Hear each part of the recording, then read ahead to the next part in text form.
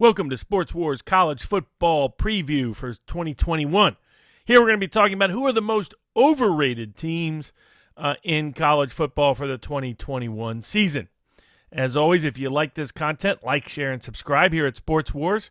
And if you want free football picks and predictions all year long, including against the spread and futures, you can go to sportspicks.locals.com. That's sportspicks.locals.com.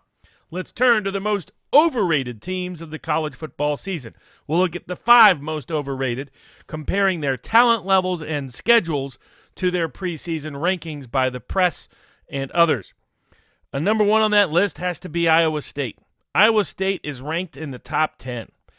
In some cases, 6th or 7th in the country. There are many people predicting Big 12 titles and playoff appearances. The reality is this team is an overachieving team. Yes, they bring back a lot of the people that nearly won the Big 12 title last year and that upset Oklahoma last year. But also they still feature one of the least talented teams from at least a recruiting perspective and NFL draft scouting capabilities and from the proprietary talent analysis system at sportspicks.locals.com. Iowa State's not even in the top 30 in terms of talent on the roster. And more often than not, that's what counts. When you see a team overachieve, they tend to revert back to the mean, and when you look at their schedule, they look more like an 8 or 9 win team than an 11 or 12 win national title contending team. Second on that list, Cincinnati. Yes, Cincinnati's from the group of 5, so their schedule's not quite the same, though they do draw Notre Dame and Indiana this year, including at Notre Dame, so their schedule gets a little bit tougher.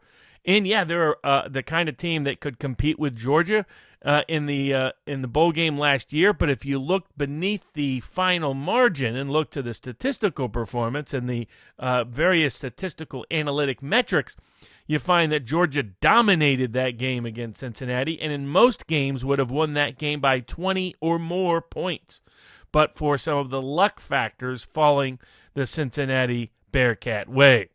Given that dynamic, and once again, their talent level from a recruiting perspective, from an NFL scouting perspective, from the proprietary analysis at sportspicks.locals.com, this is not a top 30 talented team and thus are unlikely to be a top 10 team by season's end despite their Group 5 status and the weakness of their conference.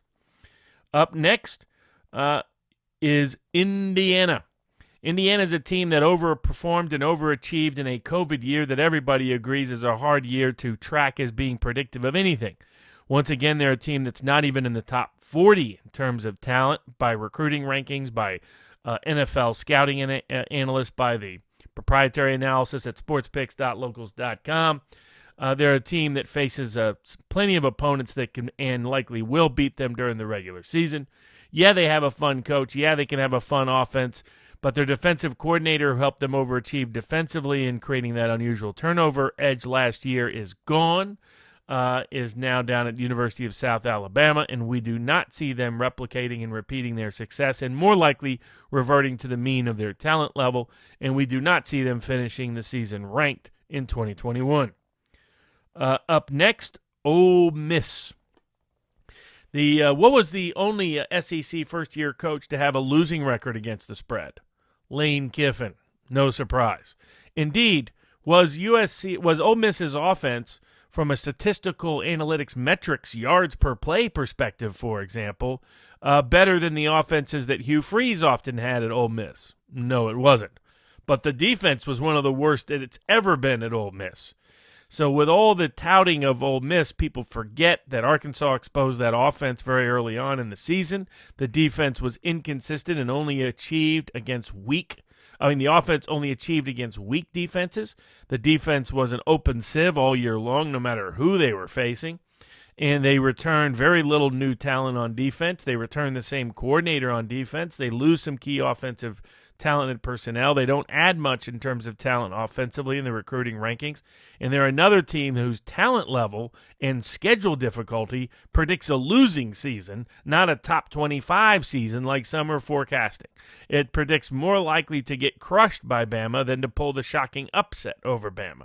So the hype that has followed Lane Kiffin in the mainstream media continues, even though he has a losing record against the spread at the Big Five level, at Tennessee, USC, and at Ole Miss, and he's likely to continue that losing streak this year. Last but not least, in terms of most overrated, probably the University of North Carolina.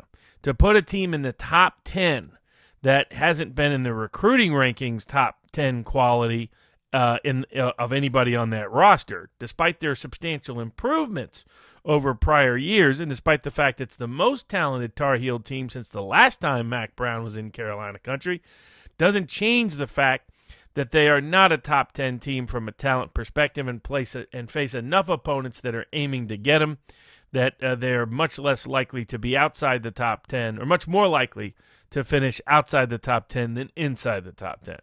So there's your 5 most overrated teams going into 2020: Iowa State, Cincinnati, North Carolina, Indiana, and Ole Miss. Until next time.